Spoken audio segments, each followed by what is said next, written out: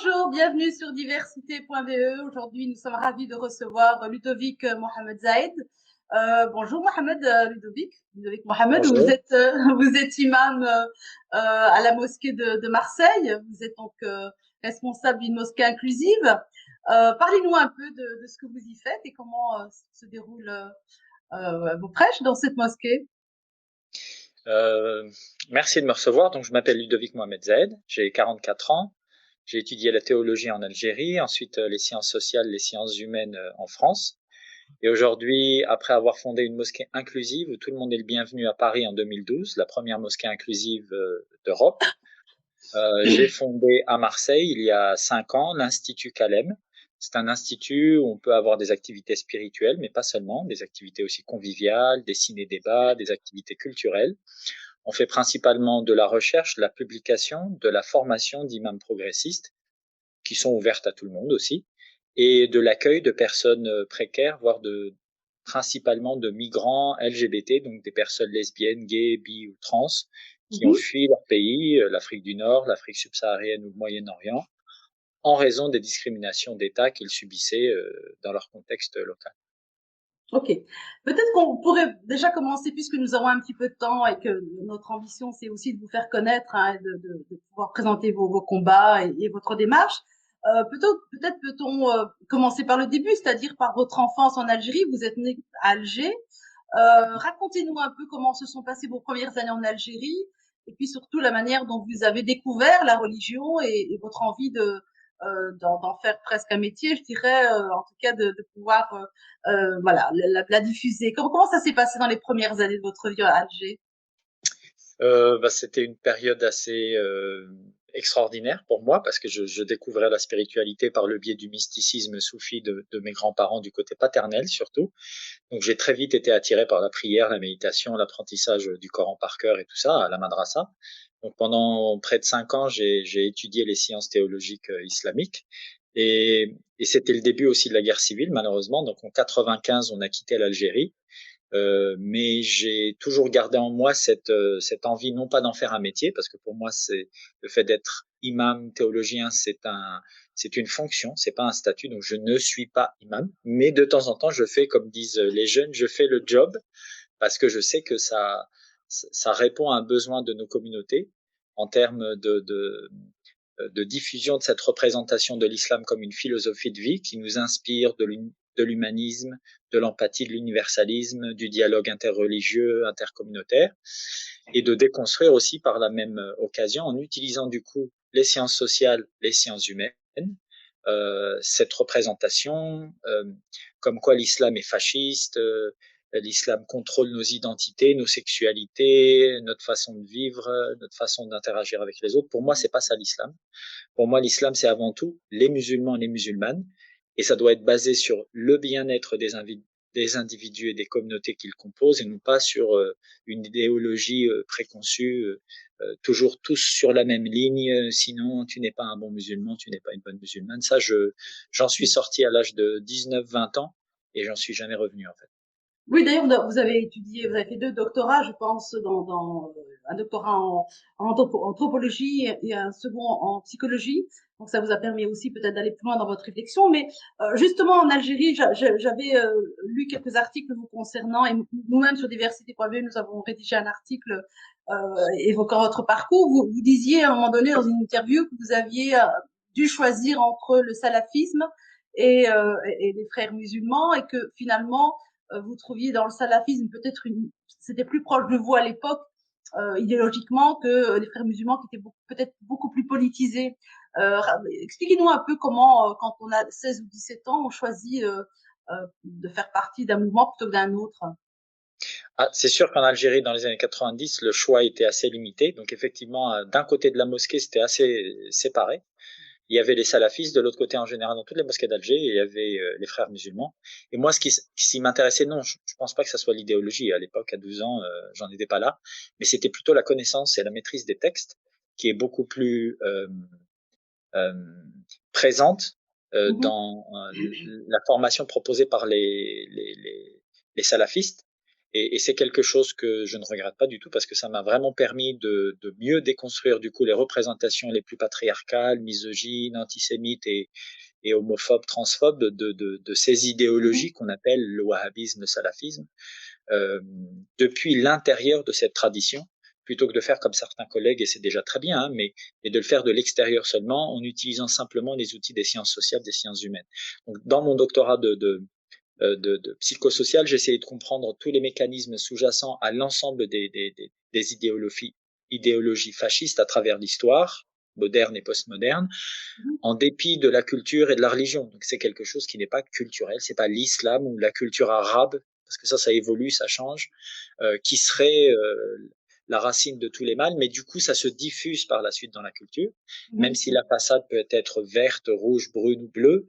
Les mécanismes sont toujours les mêmes, sur le dos des minorités, des chefs virilistes et forts, le renforcement des frontières du groupe, etc.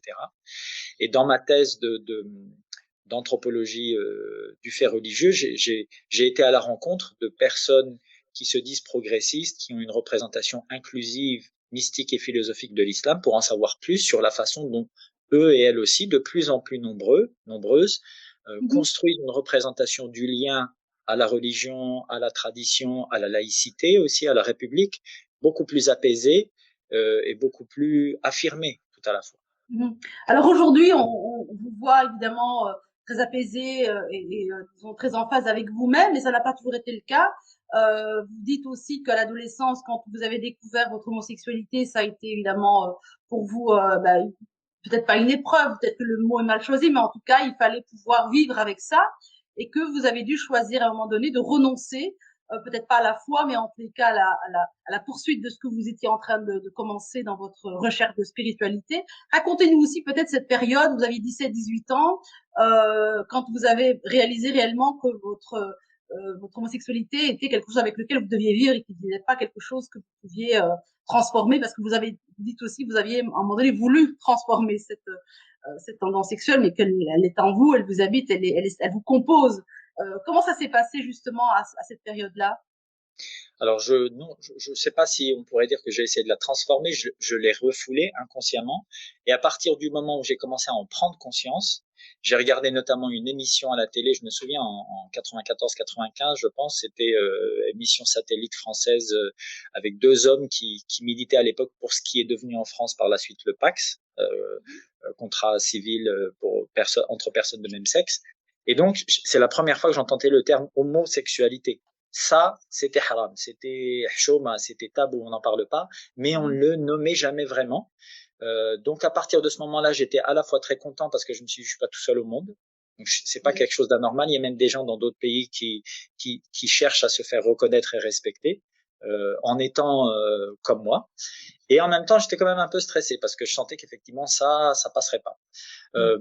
Donc après avoir vécu que ma spiritualité en Algérie, une fois que je suis arrivé en France pour trouver asile ici il y a 25 ans à Marseille, je n'ai vécu que ma sexualité pendant à peu près la même période de temps, parce que je pense, je l'explique comme ça aujourd'hui, la seule représentation que j'avais de l'islam, c'était un islam politique et fascisant, patriarcal, et la seule représentation que j'ai acquis de l'homosexualité, de l'identité gay, comme on dit aujourd'hui en Occident, c'était une représentation assez religieuse, voire islamophobe, parfois même raciste. Donc, le fait d'avoir à concilier deux oxymores, deux antagonismes aussi puissants, ça m'a pris, oui, une dizaine d'années. Et c'est vrai qu'à l'âge de 30 ans, à peu près, en lisant plus de textes mystiques sur le bouddhisme, la mystique chrétienne, en revenant vers les fondamentaux de l'islam, j'ai permis à mon identité, en fait, de s'épanouir sans avoir à choisir entre le bras droit et le bras gauche, comme je dis souvent, mais en étant simplement moi-même et en utilisant ces outils pour être plus apaisé, plus émancipé, plus en lien avec les autres, sans avoir à sentir que je devais sans arrêt me justifier par rapport à mes origines, mes convictions religieuses ou par rapport à mes pratiques sexuelles qui ne regardent que moi et mon partenaire finalement. Alors, vous dites aussi qu'il y a en islam aucun verset qui condamne l'homosexualité. Alors, je pense que là, il y a plusieurs voies, il y a plusieurs interprétations. Euh, que dites-vous justement à ceux qui condamnent, qui disent que oui, en islam, c'est haram et c'est même parfois passible d'assassinat ou de lapidation. Donc, qu'est-ce que vous dites pour justement dénoncer cette vision-là de l'islam? Oui, oui, alors il peut y avoir plusieurs interprétations, mais les versets étant ce qu'ils sont, il n'y a absolument aucun verset qui cite l'homosexualité en tant que telle. Donc, vous avez cette histoire de Sodome et Gomorre où ils ont essayé de violer les filles du prophète Lot, alayhi salam, paix et bénédiction sur lui, et le lendemain, quasiment, ils essayent de violer de jeunes hommes, les anges qui viennent sous l'apparence de beaux jeunes hommes. Mhm. Euh, donc, on parle pas d'amour ou d'homosexualité. Ça n'était pas une cité d'homosexuels. C'est pas le Marais au fin fond du désert il y a 5000 ans en Mésopotamie. C'est vraiment un contresens, un anachronisme, une ignorance totale des textes et en plus du contexte historique local de l'époque que de dire ça parle d'homosexualité. Quand on va dans la tradition du prophète alayhi salatu wassalam, on trouve de nombreux hadiths, nombreuses traditions qui nous disent qu'il accueillait chez lui des mukhannathun, des mustarjilat, donc des hommes efféminés, des femmes masculines, qu'on appellerait aujourd'hui des gays, des lesbiennes, des personnes trans. À l'époque, il y a 14 siècles, au fin fond du désert arabe, il y avait une forme de tolérance et d'acceptation de la part de leaders comme le prophète de ces identités minoritaires. Donc on nous Mhm. dit aujourd'hui c'est haram, il faut tuer tous les homosexuels, tous les juifs, tous les chrétiens, mais l'islam c'est la paix. J'ai envie de dire c'est plutôt à ces gens-là qui ont cette représentation un peu schizoïde, dysphorique et oxymorique de leur tradition qu'il faudrait poser la question de savoir mais comment est-ce que vous arrivez à concilier finalement mystique, philosophie de vie et identité fasciste et violente. On voit les conséquences de cette idéologie wahhabiste patriarcale sur des générations de musulmans à l'heure actuelle, que ce soit dans le monde arabo-musulman qui s'écroule sur lui-même et même dans les communautés de la diaspora en Europe. Donc moi je suis positif, je pense on est sur le bon chemin. Aujourd'hui, les gens prennent de plus en plus conscience qu'il y a eu un problème et qu'on est en train de le dépasser, mais il va y avoir encore parce que la violence a diffusé, le patriarcat et les préjugés ont diffusé dans nos cultures, dans nos communautés. Il va y avoir encore quelques années difficiles. Je pense qu'il faut totalement mettre de côté ces interprétations qui en fait sont des constructions. Ça n'est pas dans le texte et on fait dire au texte qu'il faut détester les juifs, battre les femmes et tuer les homosexuels. Ça, c'est du fascisme. Encore une fois, la façade peut être différente, mais je pense que il faudrait interdire tout bonnement, et je milite depuis des années pour que ce soit le cas à l'avenir, tout simplement interdire en France et en Europe des interprétations de textes religieux euh, qui ne sont pas conformes tout simplement aux droits euh, Mhm. au sein de nos républiques. Exactement. De dire qu'il faut tuer les homosexuels, c'est pas quelque chose d'anodin. Ça Tout n'est à pas la fait. liberté de conscience ou la liberté de croyance, c'est utiliser les textes, les déformer pour Mhm. en faire une idéologie fasciste. Alors, j'en viens un petit peu à ma toute première question. C'est donc quand vous êtes dans votre mosquée, comment se passent vos prêches? Est-ce que ce sont des prêches, je dirais, traditionnelles ou est-ce que malgré le fait que ce soit des mosquées inclusives, il y a peut-être une autre manière de pratiquer voilà, la prière ou le prêche? Donc c'est un institut, on fait de la recherche, de la publication, de la formation. On a aussi des activités spirituelles. On a une petite salle dans le pavillon du jardin où on peut faire des prières, de la méditation, du reiki, du yoga, ce genre d'activités. Mhm. Donc quand on a des activités spirituelles, notamment par exemple il y a quelques semaines on a eu l'Aïd, donc on a fait la prière de l'Aïd. Ça coïncidait aussi avec la journée mondiale contre l'homophobie et la transphobie, l'IDAO. Et donc, on a fait le 15 mai un déjeuner avec ceux qui voulaient prier. Ils se sont joints à moi, on a fait la prière.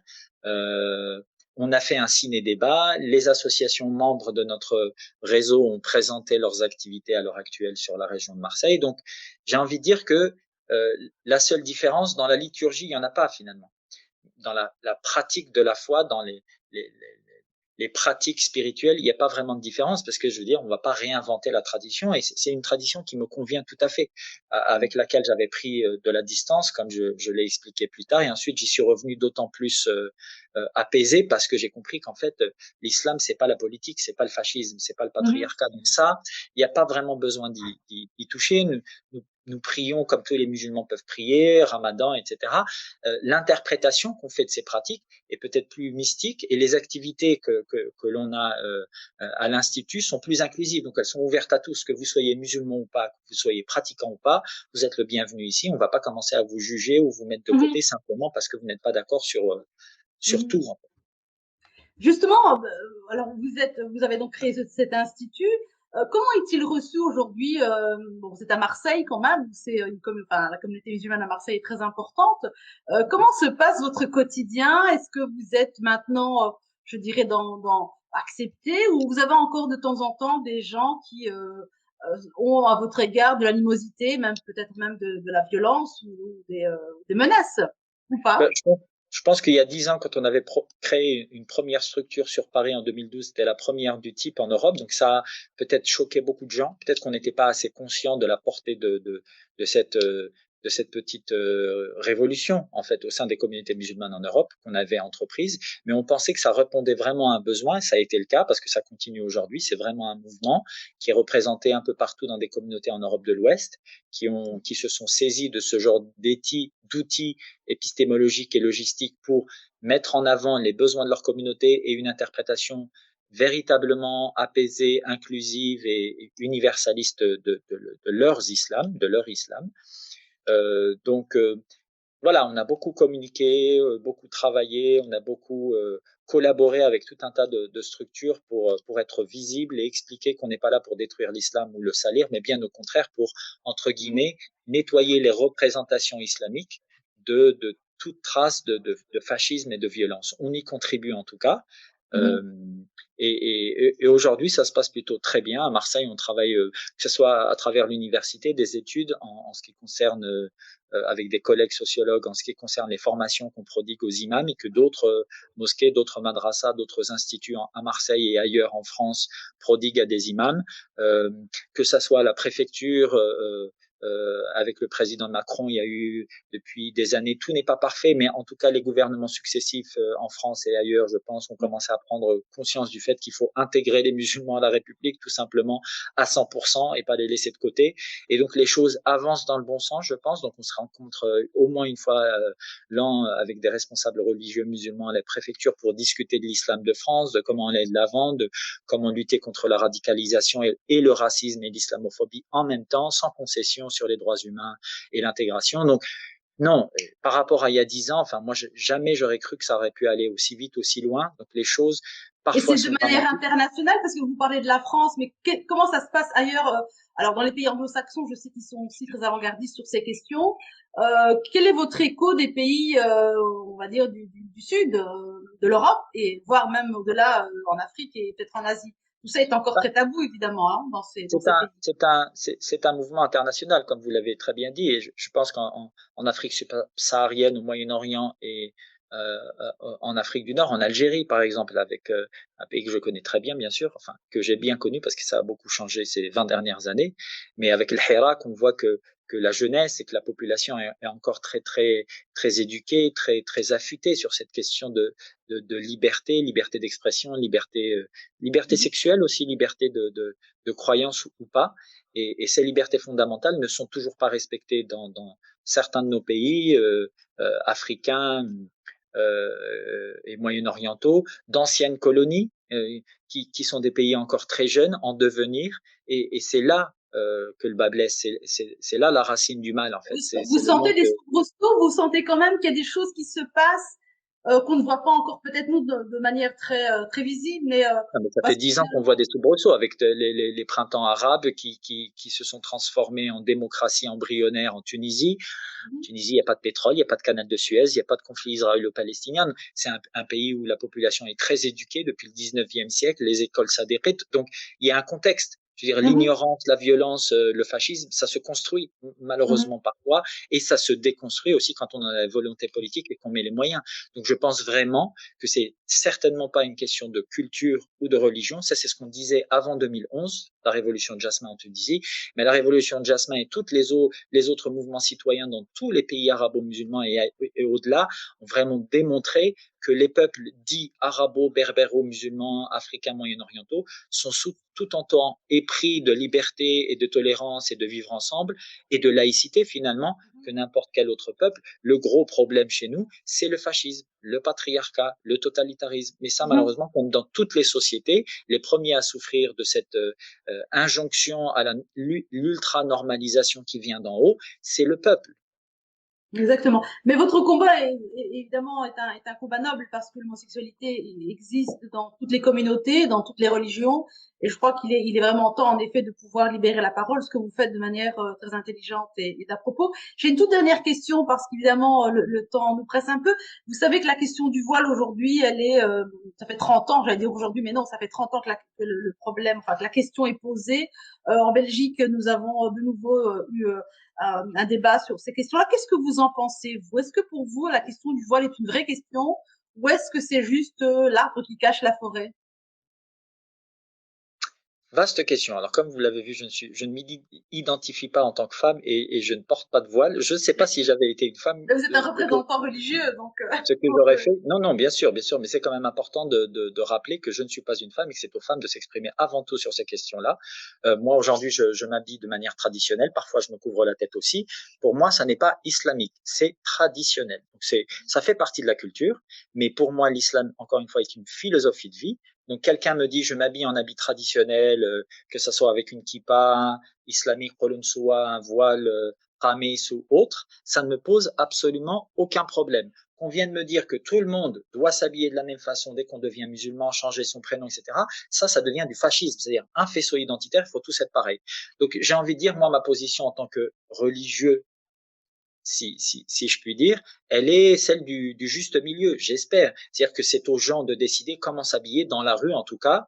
On a cette liberté-là en Europe, il faut absolument la conserver parce que on voit aujourd'hui qu'on commence aussi à critiquer le voile des religieuses catholiques en disant mais c'est vrai, la loi de 1905 en France en l'occurrence avait déjà posé ces questions-là, les députés avaient tranché, ça ne posait pas de problème. Aujourd'hui, ça pose problème quand ce sont des musulmanes qui s'habillent ou des musulmans qui s'habillent de manière traditionnelle. Donc je pense qu'il faut vraiment, si on veut pas que ça nous explose à la figure et qu'il y ait encore plus de problèmes dans 20 ans pour la génération à venir, séparer entre le religieux et le politique. Comme le dit très bien Bobéro, un collègue historien et sociologue, si je me souviens bien, la République, c'est dans la Constitution française, ne reconnaît aucune croyance, aucune communauté. Donc la République doit être neutre par rapport à ces questions-là, et c'est aux individus qui sont concernés de prendre position par rapport à ça. Moi, ma position est très claire, ça n'est pas religieux, c'est culturel, et chacune doit pouvoir avoir la liberté, dans l'espace public en tout cas, de s'habiller comme bon lui semble. Mais écoutez, le message est bien passé, Ludovic Mohamed Zaïd. On vous remercie pour cet entretien très riche en tous les cas, et puis voilà, vous êtes le bienvenu quand vous voulez sur diversité.be. Merci Merci. infiniment. Bonne journée. Au revoir. Bonne journée. Au revoir. Au revoir.